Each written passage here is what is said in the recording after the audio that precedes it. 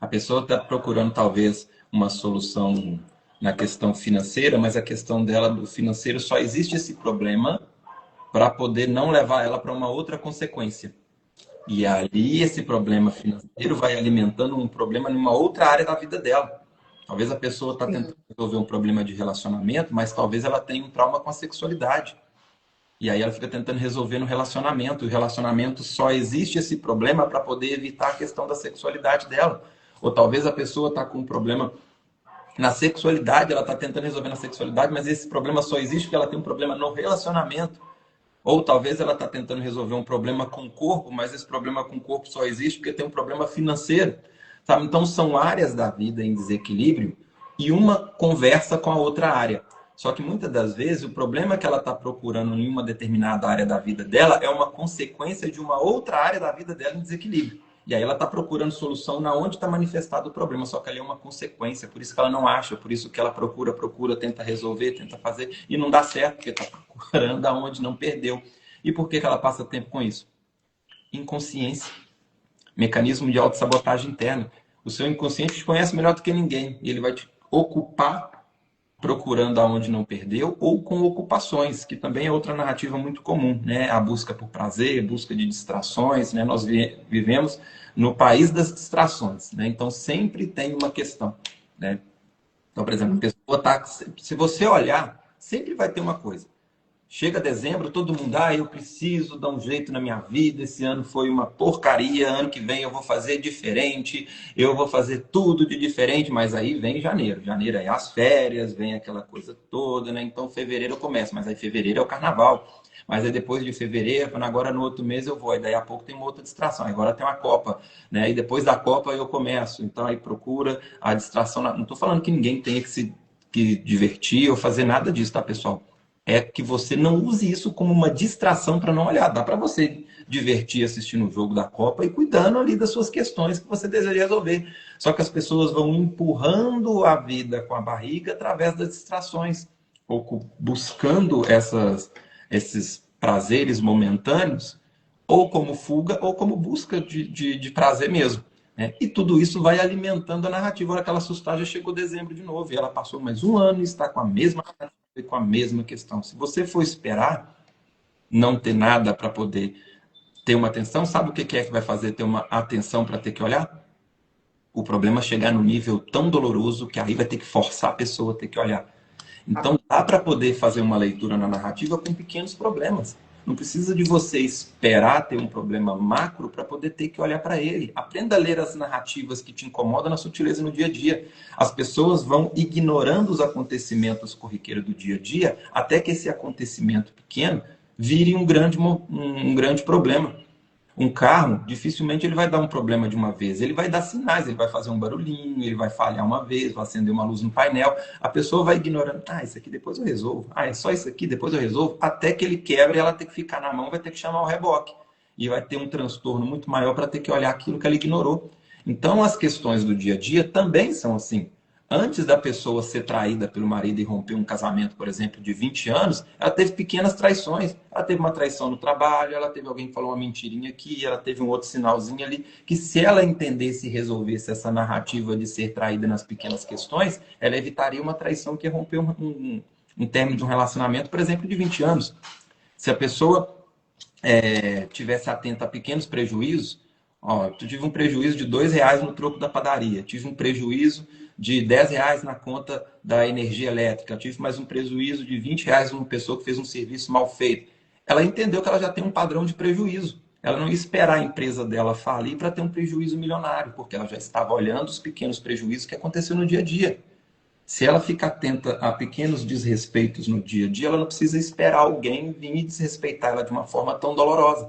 Só que as pessoas vão ignorando os pequenos acontecimentos. Isso aqui é coisa boba. Isso aqui é coisa do dia a dia. Mas isso aqui é coisa do outro. Opa, deixa eu buscar um prazer ali, que agora tem jogo, agora tem Copa, agora tem festa junina, agora tem Natal, agora tem Dia dos Pais, agora tem Dia das Mães. Agora tem... Ou seja, sempre vai ter alguma coisa. E isso vai empurrando os problemas até que ele chegue no nível que ela vai ter que ser forçada a olhar. Porque no nosso universo não tem descanso cósmico. Está em constante evolução, está tudo andando, está tudo fluindo, tudo caminhando. Não tem como dar sinal e parar o planeta que eu quero descer, não quero fazer nada. Não tem. Até a água, se ficar parada, ela estraga. Então não tem como ficar parada. Então é melhor a pessoa aceitar que ela está numa realidade onde tem movimento e ela movimenta, aprendendo a fazer a leitura e transformar isso em resultado, do que deixar isso transformar em problema. Porque só tem essas duas chaves. Ou tem fluência ou tem dor. É uma das duas. E as escolhas que a pessoa está fazendo, está caminhando para onde? Pois é. E dentro disso que você está falando, muitas pessoas, elas são adultas, são funcionais, fazem o que precisa ser feito, mas continuam agindo, né, a partir das dores emocionais da infância. Então, lá, eu perco a paciência e tal, não sei o quê, eu não saio do controle, porque tem alguma coisa lá atrás que vai me conduzindo o tempo todo. E isso que você está dizendo, de deixar para resolver, daqui a pouco deixar para resolver. Detalhe, isso não é muito importante, isso depois eu faço. Isso vai somatizando, né? E vai fortalecendo ainda mais um padrão. Então, não é mais só sobre a infância. É cada vez que eu vou e reafirmo esse mesmo padrão, que eu vou traçando isso de forma muito definitiva. Então, deixo para depois. As pessoas chegam para mim e falam, para mim, às vezes a gente também, nossa, esse ano passou, nem vi que passou.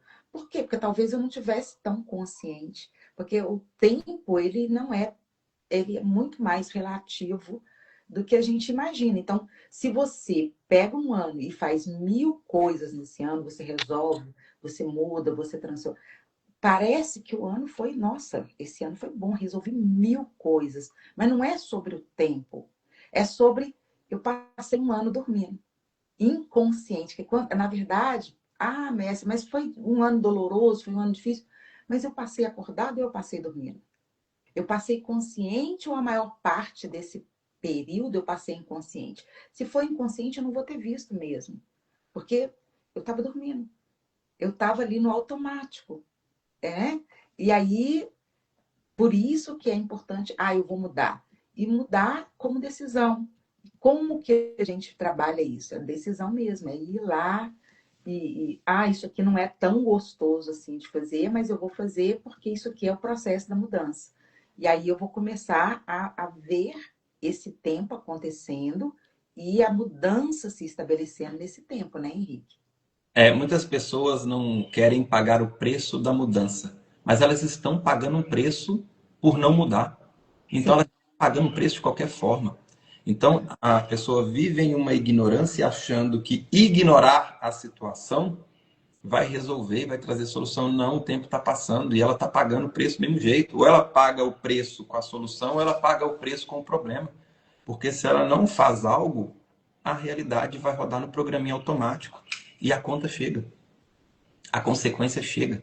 Porque a pessoa vive numa falsa ilusão, aí entra os prazeres momentâneos, né? Porque aí vem aquela, que saco fazer isso para poder resolver, vou ter que mexer naquela questão do passado, eu não quero mexer nisso, é ruim, não estou falando que é gostoso, não, porque é ruim. Porque antes de ser terapeuta, eu também sou um Henrique que tem minhas experiências, então eu entendo a sua dor, tanto do ponto de vista terapêutico, como também das dores que eu resolvo e das que eu já resolvi. Então, não tem nada gostoso, não é prazeroso, dá raiva, é ruim olhar para o passado, é um saco, mas também é um saco vivenciar um problema, é um saco ficar doente, é um saco ter que fazer cirurgia, é um saco ter que tomar um remédio, é um saco ter que ficar doendo, é um saco ter que ficar com problema com o carro estragando, problema de relacionamento, tudo dá problema. Então é melhor você ter um desconforto olhando para a causa, para daqui a pouco você desfrutar de um prazer equilibrado, né, de você vivenciar da solução, do que você ficar com doses de prazeres, de distrações, vivendo numa falsa ilusão de que não está doendo. Porque aquele prazer momentâneo você tem ali, a hora que você volta e põe a sua cabeça no travesseiro, aí quem acompanha meu trabalho com as sombras psicológicas, né, vem tudo à tona de noite. Né? Vem tudo ali. aflorando de novo, para depois ter que buscar mais uma dose, mais uma gotinha de prazer no dia seguinte para viver no mundo da ignorância.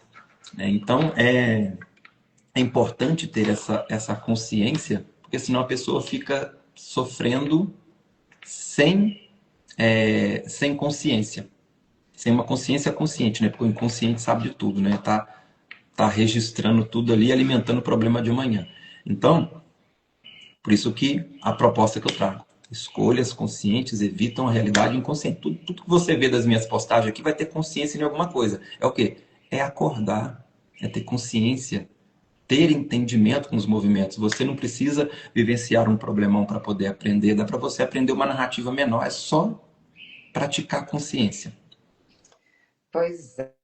E tem pessoas, né, e a gente vê muito isso, que até consegue organizar uma parte, outra parte, e assume aquela parte ali, tá, tô organizado. Só que se existe um descontrole interno, vai ter o tempo todo que fazer muita força para manter aquilo ali funcionando mais ou menos, né?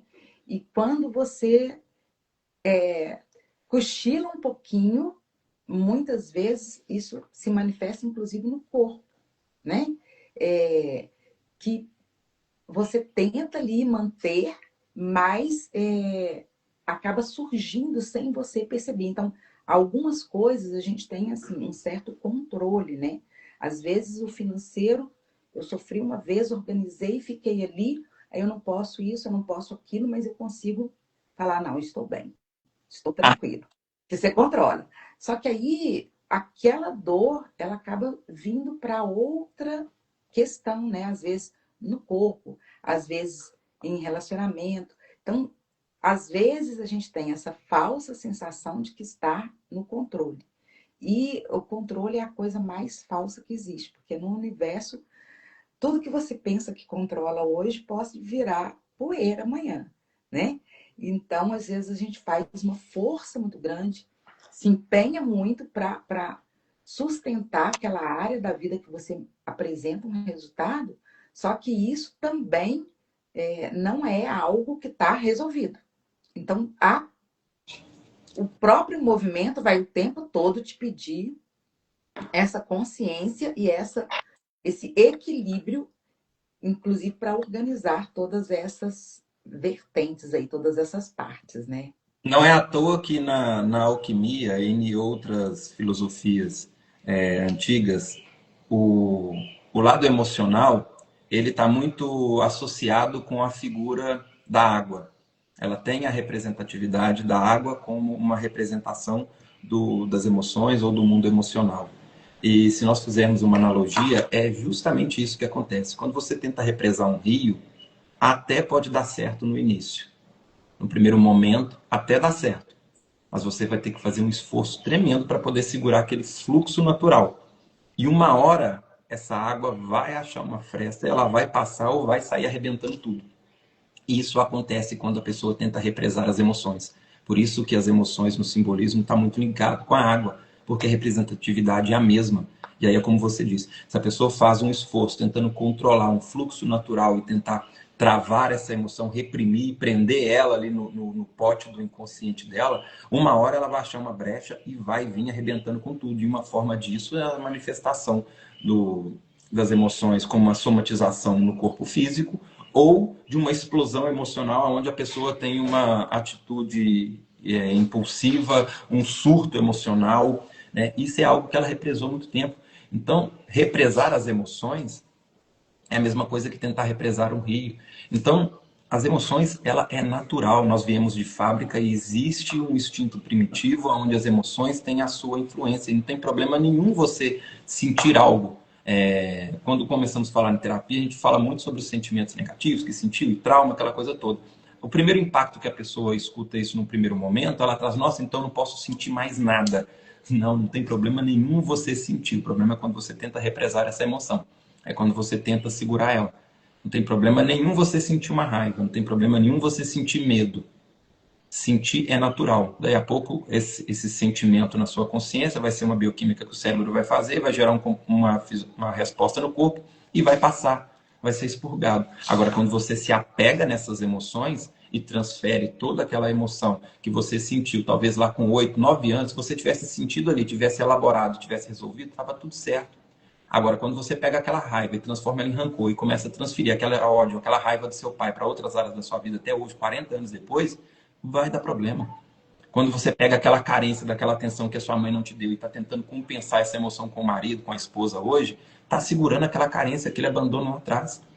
Quando te deram atenção quando você caiu lá atrás, a mãe não dava atenção e depois levou no médico, parou tudo porque você caiu e machucou, aquele prazer que você está segurando lá hoje é o que está te fazendo te adoecer, eu cair, eu ter problema hoje para poder ter esse prazer momentâneo com alguém hoje. Então não tem problema nenhum você sentir, é quando você se apega e transfere isso para outra vida. É a mesma representatividade do rio. Então, ter esse entendimento faz toda a diferença para poder ter uma realidade consciente. Senão a pessoa vai ficar só rodando no programinha automático. Nessa, como dizendo, né, o tempo voou. O tempo voou. Então, só para fechar, então, para todo mundo que quer buscar padrões, é muito o quanto da sua vida hoje é escolha e o quanto é uma repetição já que você nem tem essa consciência. Uma repetição inconsciente de algo, de algo. Então, o que você está buscando? É algo que faz sentido para você realmente? Ou é o que você sempre ouviu? Então, quando a gente começa a se questionar nessas pequenas coisas, a gente começa a ter mudanças reais na vida, né, Henrique? Exatamente. E a dica, pessoal, pratique escolhas conscientes. Pratique. Aprenda a analisar as narrativas, não espere virar um grande problema para que você comece a fazer o que te cabe hoje. Tá difícil resolver a questão com o maridão? Começa a resolver com um colega de trabalho.